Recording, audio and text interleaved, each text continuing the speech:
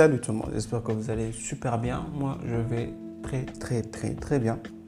J'ai mon livre avec moi, j'ai mes notes devant moi, je suis prêt pour qu'on puisse parler du premier chapitre de notre livre qui est The One Page Marketing Plan.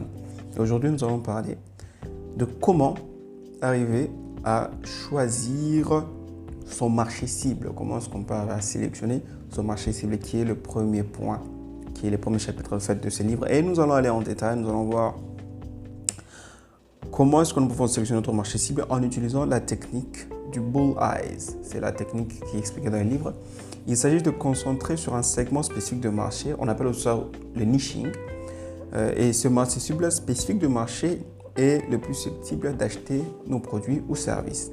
Ce livre, ce chapitre montre également comment utiliser la recherche et la segmentation pour mieux comprendre notre marché.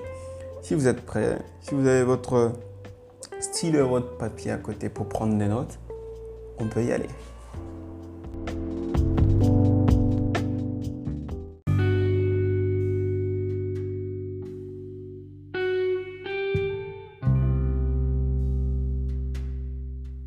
Bien, il faut comprendre que le choix de votre marché est quelque chose de très sensible, quelque chose de très crucial pour arriver à réussir tout ce que vous aurez à faire ou à entreprendre dans vos actions marketing. Parce que la vérité, la triste réalité qui est là et que les gens ne comprennent pas ou soit comprennent très tard, c'est que vous ne pouvez pas plaire à tout le monde.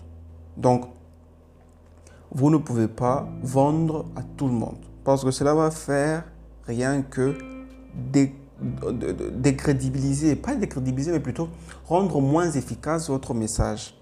Parce que ça serait comme si vous voulez parler à tout le monde au même moment. Donc la personne qui n'a pas besoin de vos services entendra quand même parler de vous et ça fait en sorte que votre publicité puisse perdre de l'argent. Donc ce qu'il faut faire plutôt, c'est arriver à se concentrer sur un certain groupe de personnes qui ont le plus besoin et qui ont le plus, cette nécessité-là d'acheter votre service, soit vos produits. Et c'est dans ce sens-là que vous aurez à renfermer, c'est quoi ça? Vous aurez la capacité de rendre plus fort votre offre. Pour ce faire, il y a des éléments très importants à tenir en compte. Entre autres, identifier les besoins de votre cible, ok? Arriver à connaître quels sont les désirs qu'ils ont, quels sont les problèmes qu'ils sont en train de faire face. Et à ça aussi, il faut également segmenter votre marché en fonction des critères très importants tels que la démographie, la géographie, les comportements et la psychographie. Et donc, sans plus tarder, on va maintenant passer, on va carrément y aller page par page vu que j'ai les livres devant moi. Donc, page par page, on va traiter des points importants qui sont traités dans le livre. Et puis voilà, on va commenter jusqu'à avoir notre action list à la fin. Bien. Notre premier élément, lorsqu'on commence juste le premier chapitre, c'est un chapitre très court. Hein. Il a quoi? 10 pages, 10 ou 9 pages, quelque chose comme ça. Et le premier titre, il dit, c'est que « It's not for everyone ». Donc, il explique que ce n'est pas pour tout le monde. Et c'est vrai, parce que lorsqu'on essaie de paraître acceptable ou soit pour plaire à tout le monde, on arrive à plaire finalement à personne. On est dans le marketing, ok? On n'essaie pas de diluer le sujet. On est dans le marketing. Donc, ce qui est là, c'est que parce que là, quelqu'un pourra me dire, non, mais regarde, les grandes marques, ils n'arrivent pas à faire ça. Enfin, ils font ça, regarde Nike et tout. Oui, just do it. Just do it. Parle à tout le monde, ok? Donc, quand je vois dire tout le monde, je vois les sportifs, je vois ceux qui sont, qui aiment le sport, etc., etc. Mais ce qui est là, c'est que tu n'es pas Nike. Okay. Ton business n'est pas de la grandeur des Nike. Donc, je doute fort que tu aies cet argent à perdre en faisant des publicités ou soit des campagnes publicitaires qui sont là juste pour mettre ton nom sur le marché.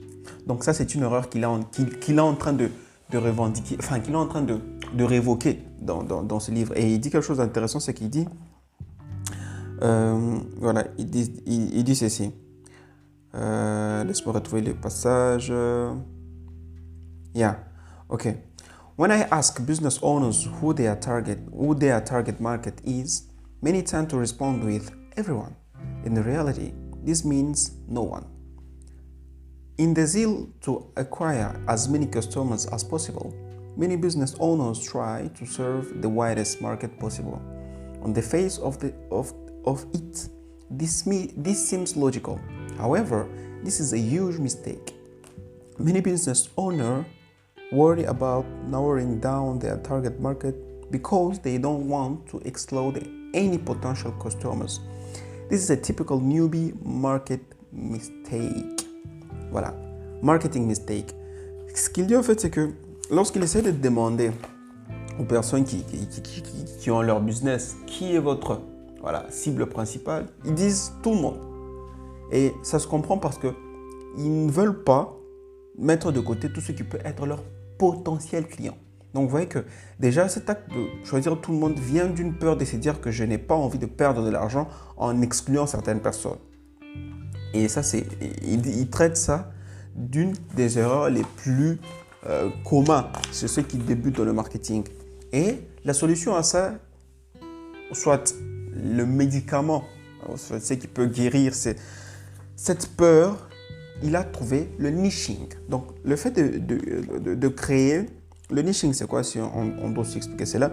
Le niching c'est juste l'action de pouvoir restreindre ou soit à condenser le type de personnes qui seront visées par notre offre. Nous rappelons que notre offre, c'est ce qui est, c'est la promesse en fait que va véhiculer notre message publicitaire, notre message de communication et ce qui va avec.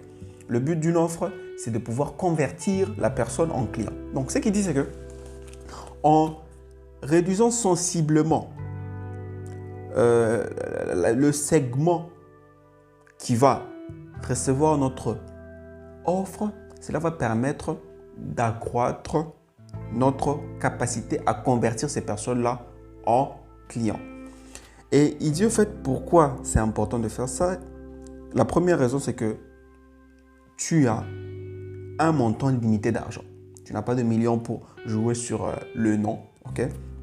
Tu n'as pas non plus de milliers d'argent pour perdre cet argent-là en agissant comme Nike ou Adidas. Donc, ce qui est là, le fait que tu aies peu d'argent doit inculquer en toi que tu dois utiliser ce budget-là, marketing-là, de façon très, très, très astucieuse et très intelligente.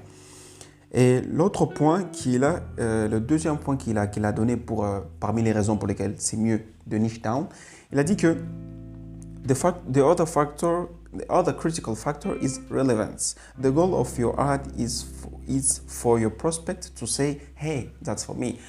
L'autre point très important, il dit, c'est il faut que ton offre, okay, ou soit ta publicité, soit quelque chose de relevant. Il faut que ce soit quelque chose que quand une personne passe à travers cette publicité-là, elle se dise, ah ok, ça c'est pour moi. Et c'est ça qui va faire en sorte que la personne ne puisse pas ressentir la friction de payer ou soit de commander ce que tu veux vendre. Pourquoi? Parce que ça lui parle directement.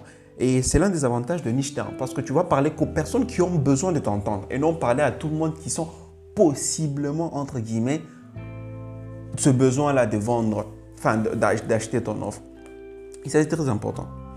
Et il donne un exemple d'où on va aller. Il dit par exemple, prenons le cas d'un photographe. C'est ce qu'il donne. Il prend le cas d'un photographe. Il a proposé 5 services qu'un photographe peut donner. Il y a les portraits qu'il peut faire, il y a les shootings pour le wedding, pour les mariages, donc il y a le shooting des familles, il y a le shooting de commercial, il y a les shootings aussi fashion, par exemple pour les marques qui veulent vendre leurs produits. Et il dit, lorsque vous êtes photographe, comment est-ce que vous pouvez arriver à niche down? Ça veut dire que vous savez faire toutes ces 5 choses-là. Il faut considérer chacun de ces 5 services-là comme étant des campagnes publicitaires séparées et des campagnes publicitaires différentes. La première erreur que vous pouvez faire, c'est faire une publicité où vous dites que nous faisons des shootings photos et là vous mettez tous vos services là. Il dit ça, c'est la première erreur que vous pouvez faire. Considérez chaque service comme campagne. Ok, maintenant, comment arriver à savoir, comment arriver à savoir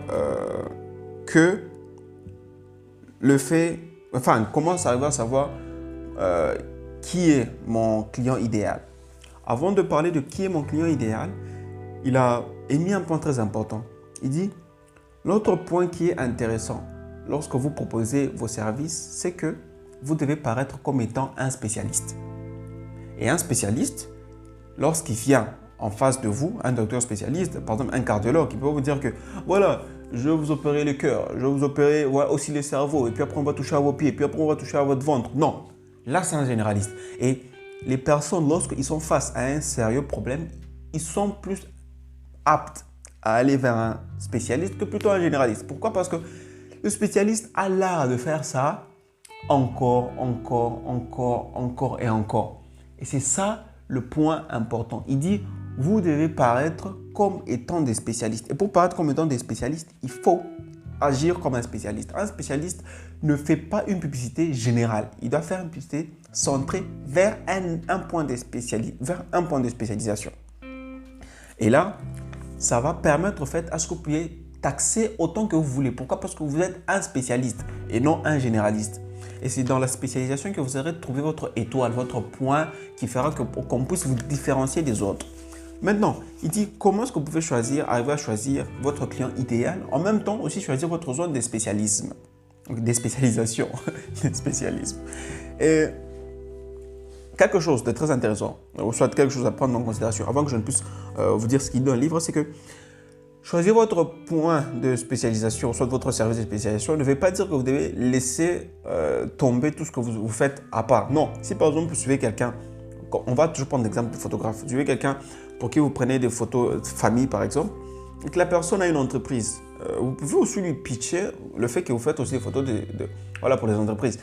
Ou soit si la personne elle-même vous dit que voilà, j'ai aussi mon entreprise, vous pouvez me prendre des photos, vous n'allez pas dire non, nous ne faisons que X, Y, Z. Non, c'est une opportunité, vous devez y aller. Le point clé, c'est que à la base, comment vous allez approcher la personne, c'est en mettant en avant votre point d'expertise. Et là, pour choisir notre client idéal, il a donné quelque chose de très mathématique. Et ça marche plutôt bien parce que c'est quelque chose qui vous déconnecte un peu et qui vous met face à quelque chose de réel. Le premier point, pas le premier point, mais plutôt son système qui est connu sous le nom de Bulleyes. Bulleyes, c'est écrit B-U-L-L et puis Eyes, E-Y-E-S. C'est au fait un système qui permet de donner une cote à 3 critères. Le premier critère est personal fulfillment, qui est comment est-ce que tu te sens, comment est-ce que tu es, comment est-ce que tu es, voilà, comment est-ce que tu te sens lorsque tu fais X ou Y, lorsque tu donnes X ou Y service, ok? Comment est-ce que tu te sens lorsque tu travailles avec X ou Y client, ok? Et est-ce que c'est pénible pour toi de faire X ou Y travail, ok? Le deuxième point, c'est la valeur que a le service X ou Y au marché. Le troisième point, c'est combien est-ce que ça coûte. Est-ce que c'est très profitable? Et le tout, ça se synthétise en 3 acronymes. P pour Personal Fulfillment, V pour Value to the Marketplace et P pour Profitability. À quel point c'est profitable, que c'est rentable. Et là, il donne quelque chose toujours aussi pratique. On va prendre le cas de notre photographe toujours. On va placer les 5 ou soit les 4 services qu'il a dans un tableau. Et pour chaque service, il va coter ça sur 30. OK? Donc, comment est-ce qu'il se sent lorsqu'il il shoot les familles, lorsqu'il shoot les corporates, les entreprises, lorsqu'il shoot les marques de fashion? Il va noter comment est-ce qu'il se sent lorsqu'il shoot. Il va noter à quel point ce service-là est important pour le marché. Parce que, bien, on peut aimer faire quelque chose. Par exemple, dans mon cas, j'aime créer des logos, j'aime faire des affiches, j'aime faire des montages vidéo. Enfin, j'aime pas faire des montages vidéo. J'aime créer des scénarios pour les vidéos et ce qui va avec. Mais à quel point est-ce que c'est important pour le marché? À quel point est-ce que est-ce que ça a de la valeur pour le marché? Est-ce que lorsque tu vas donner ce service-là, les personnes vont se dire « Ok, ça c'est quelque chose pour lequel on est prêt à donner beaucoup d'argent. » Ok? Donc là, c'est sur le point de la valeur de ton service sur le marché. Ok, on revient encore. Dans le cas de notre photographe, il peut se dire que voilà, sur le marché, le fait de prendre des portraits familiales a plus de valeur que le fait de prendre des entreprises Voilà, c'est juste un exemple, je ne vais pas dire que c'est vrai. Ça dépend des entreprises, ça peut avoir moins de valeur, ça dépend de où tu vis, ça dépend bien évidemment du secteur que tu vises. Okay? Donc ça peut varier. Il faut faire cette étude-là en te basant sur la situation géographique d'où tu es. Parce que ça aussi, c'est très important. Et dans mon cas, par exemple, ce que je pouvais dire, par exemple, ok, le fait de faire de logo, ça a plus de valeur que le fait de faire juste une affiche. Voilà. Et ça a plus de valeur et j'aime ça. Donc, je pourrais continuer avec le logo, par exemple. Et le troisième point, c'est à quel point c'est profitable au business. Parce qu'il y a un point très important. Il y a d'autres marchés qui peuvent être très gros, mais lorsque tu essaies de calculer la quantité de travail qui est faite en amont et au fait la quantité de dépenses qui doivent être faites en amont, c'est très important. Ça peut réduire largement le profit que tu peux avoir sur le travail. Par exemple, dans le cas d'un logo, si je le fais moi-même, c'est toujours profitable. Si je peux même, à tel moment que je peux prendre un autre designer qui peut le faire à ma place, je reste toujours profitable. Mais dans le cas de la photographie, vu que je n'ai aucun matériel, ça peut me demander beaucoup de dépenses, vu que je dois louer les matériels. Si je dois aller moi-même, je dois aller moi-même shooter. Par exemple, si je dois prendre quelqu'un d'autre pour le shooter, je dois le payer. Donc, ça va faire que, même si le budget est trop gros, ça puisse réduire la marge. Bien évidemment, ça peut dépendre de projets, etc., etc. Donc, dans votre cas, essayez d'analyser tout ça en prenant en compte les dépenses, en prenant en compte les profits, en prenant en compte aussi tout ce qui peut ressortir en arrière, comme travail, ce qui va avec. Parce qu'il faut bien aussi vous payer et vous soit payer quelqu'un avec qui travaille avec vous si vous travaillez avec une personne. Donc, ce sont des points très importants. Et après ça, il vous dit, OK, maintenant que vous savez qui est-ce que vous allez fixer, comme votre client idéal, dans quelle niche y aller, il dit, il faut maintenant créer votre avatar. Avant de créer votre avatar, il mentionne un point très important. Lorsque vous êtes en train de niche down, il y a un point très important à tenir en compte. Il faut y aller très profond. Mais comment y aller très profond? Premièrement, quel est votre secteur? Votre secteur, on va dire que c'est la photographie. OK, la photographie. On descend, on va break down, on va fracasser, on va diviser, ok, pour aller en profondeur. Le secteur principal, c'est la photographie, ok? Non, on va dire la production, ok, c'est la production. On descend en bas, les sous-secteurs, nous avons la photographie. Parce que dans la production aussi, il y a la vidéo, il y a la photographie, il y a d'autres choses que je ne connais pas, donc on va aller comme ça. Et puis, dans la photographie, comment est-ce que vous pouvez encore descendre encore plus bas? On peut dire la photographie, pas des animaux, pas enfin, il y a la photographie des animaux, la photographie des humains, la photographie des produits. Voilà, là, ce sont les différents secteurs. Vous descendez encore dans les différents secteurs. On va dire la photographie des humains. OK. La photographie des humains. Où est-ce que vous voulez aller? Chez weddings, vous êtes bien lorsque vous prenez les photos pour les familles, ou soit pour les corporates, ou soit pour les fashion, enfin pour les entreprises qui sont dans le domaine du fashion. Donc en fonction de ça, vous descendez dans tout dans la plus petite valeur du secteur. J'essaie de parler comme un mathématicien lorsqu'on nous expliquait les maths et ce qui va avec. Donc vous allez diviser tout ce que vous pouvez donner comme apport, tout ce que vous pouvez trouver comme niche, pour essayer de trouver le secteur où vous avez le moins de concurrents. Parce que c'est ça le plus important. Essayez d'aller où vous avez le moins de concurrents. Et après, lorsque vous arrivez à conquérir tout ce secteur-là, maintenant vous montez dans un secteur plus élevé. Et petit à petit, c'est là que vous allez, si vous écoutez même les success stories des grandes entreprises, ils ont commencé toujours petit, ok?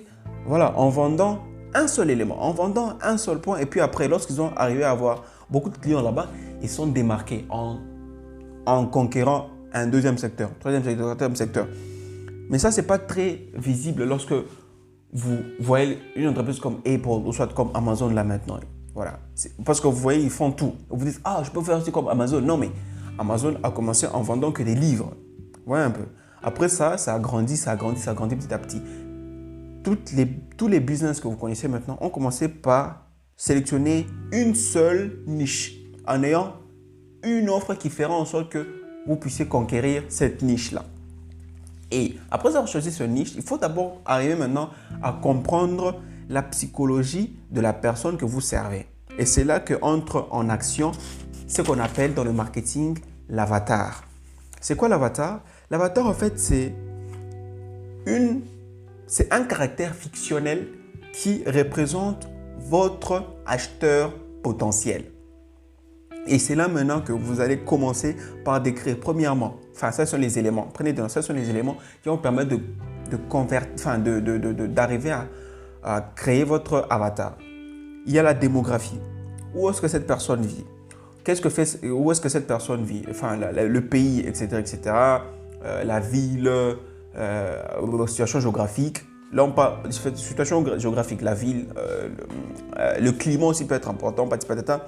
Il y a maintenant la situation psychographique. Comment est-ce que est la manière de penser de cette personne? Quelles sont les actions qui mènent cette personne à acheter? Quelles sont les actions qui mènent cette personne à être un acheteur compulsif ou soit un acheteur patient? Arrivez à détecter où se cale votre acheteur potentiel dans ces cases-là, si on peut dire ça comme ça. Et puis après maintenant, il va maintenant parler aussi des besoins. Quels sont les besoins de cette personne? Quels sont les cauchemars que cette personne a à tel point que la personne arrive à ne pas dormir? Par exemple, dans les cas d'un business, son pire cauchemar peut être ne pas avoir de clients.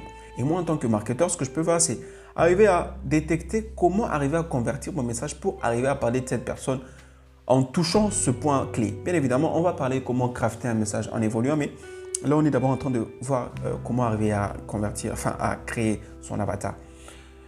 Et quelles sont les difficultés que cette personne fait face? Quels sont les problèmes qui sont issus, qui peuvent je rephrase, ok? Quels sont les problèmes que mon service peut arriver à résoudre pour cette personne? Et il y a un point très intéressant, c'est lorsqu'on regarde les plus grands, quand je parle des plus grands investisseurs, je vois par exemple Kiyosaki, je vois Warren Buffett, etc. Ce qu'il dit, c'est que la plupart des gens commencent par trouver le service et puis après ils trouvent à qui ils vont le donner. Okay? Bon, là, c'est dans le cas par exemple où on a déjà des talents, okay, et puis on veut les vendre. C'est bon, c'est normal. Mais dans le meilleur des cas, il faut faire les choses à l'inverse.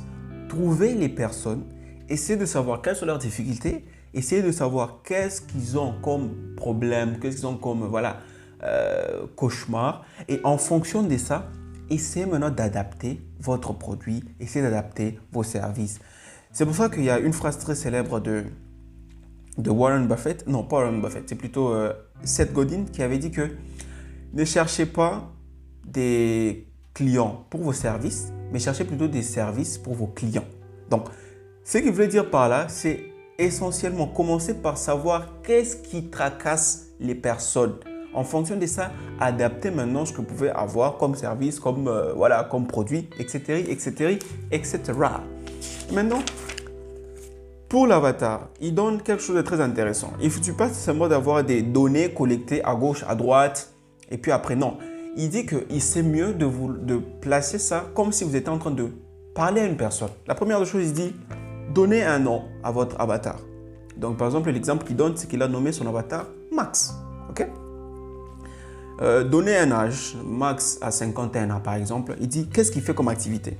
Max est Success Financial Planning Business Owner, donc vous décrivez ce que Max fait et puis après vous descendez maintenant, quels sont les intérêts de Max, qu'est-ce qu'il fait dans la vie, qu'est-ce qu'il aime faire, qu'est-ce qu'il fait de son temps libre, où est-ce qu'il travaille, où sont les endroits qu'il fréquente. En fonction de ça, vous aurez quelque chose de très fluide, très net, vous saurez où est-ce qu'il passe son temps sur les réseaux sociaux. En fonction de ça, ça va vous permettre de savoir où est-ce que vous aurez à marketer votre offre, où est-ce que vous aurez à faire la publicité de votre offre.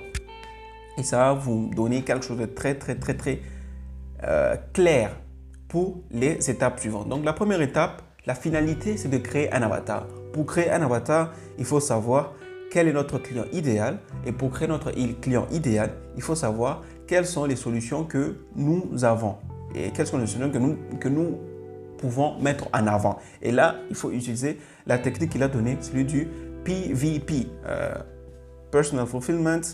Le V, c'était pour Value to the Marketplace. Et le dernier P, c'était pour Profitability.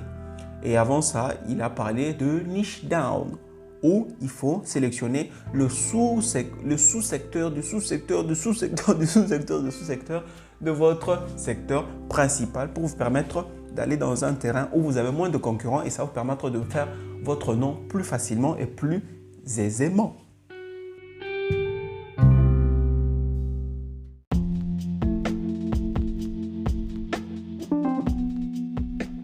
Voilà. C'était tout pour notre épisode d'aujourd'hui. Donc, on va faire un petit récapitulatif qui est fait notre action list pour cette partie. Bien, première chose à faire, c'est utiliser la technique du Bullseye pour sélectionner votre marché cible. Commencez par définir le marché total auquel vous pouvez vendre vos produits et services. Ensuite, réduisez-le au marché disponible, qui est le groupe de personnes qui ont accès à votre offre. Puis, réduisez-le encore au marché qualifié, qui est le groupe de personnes qui ont les moyens ou l'intérêt d'acheter votre offre. Et enfin, réduisez-le au marché idéal, qui est le groupe de personnes qui sont les plus susceptibles d'acheter votre offre et d'être satisfaits. Ça, c'est la première chose à faire dans le cas de Niche Down. Deuxième action à faire, faites des recherches pour comprendre les besoins, les désirs et les problèmes de votre marché cible. Utilisez les sources telles que les études de marché, les sondages, les entretiens, les interviews et les observations ou encore les données existantes pour vous permettre à y arriver. Et là, vous aurez étudié votre marché et votre marché cible, et votre client idéal surtout. La troisième chose à faire dans notre action list, c'est segmenter votre marché cible en fonction des critères pertinents pour votre offre. Par exemple, vous pouvez segmenter votre marché cible en fonction de l'âge, du sexe, du revenu, de la localisation, de la géographie, de la psychographie, etc. Ça, c'est la troisième chose à faire. La quatrième chose à faire, c'est lorsque nous avons toutes ces informations-là, il faut maintenant créer votre persona ou soit votre avatar. Ça peut être un ou plusieurs, ce n'est pas un problème. Mais le plus important, c'est d'arriver à clarifier ce qu'on veut. Et en bref, un persona, c'est un profil fictif qui décrit les caractéristiques, les motivations, les comportements d'un client typique. Et utilisez des personas pour guider vos décisions marketing, pour personnaliser votre message. Donc, la première étape, votre premier pas, quelle erreur, votre premier pas, c'est de clarifier à qui vous vendez.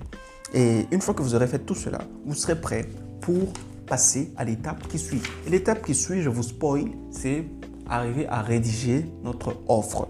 On sait à qui on va vendre, maintenant on va voir. On sait aussi ce qu'on va vendre, maintenant on va voir comment arriver à leur présenter ce qu'on va vendre pour que ça ne puisse pas être quelque chose dont ils n'ont pas besoin. Comment arriver à crafter tout ça. On va aussi parler de storytelling la prochaine fois. On va parler de tout ça pour arriver à rendre votre message prêt. Et donc ce livre, je vous le recommande vraiment. C'est un livre très pratique, c'est un livre très applicable que vous pouvez appliquer tout en le lisant, que vous pouvez appliquer tout en le parcourant. C'est très intéressant. Dans le cas où vous n'aimez pas lire, on va traiter alors de tous ces points-là dans ce podcast, dans cette série où on parle de ces livres en fond et en comble. Et donc, pour les marketeurs qui sont parmi nous, je vous souhaite de passer un très bon week-end et surtout de faire beaucoup de revenus parce que c'est très important. Et donc, à la prochaine. Ciao, ciao.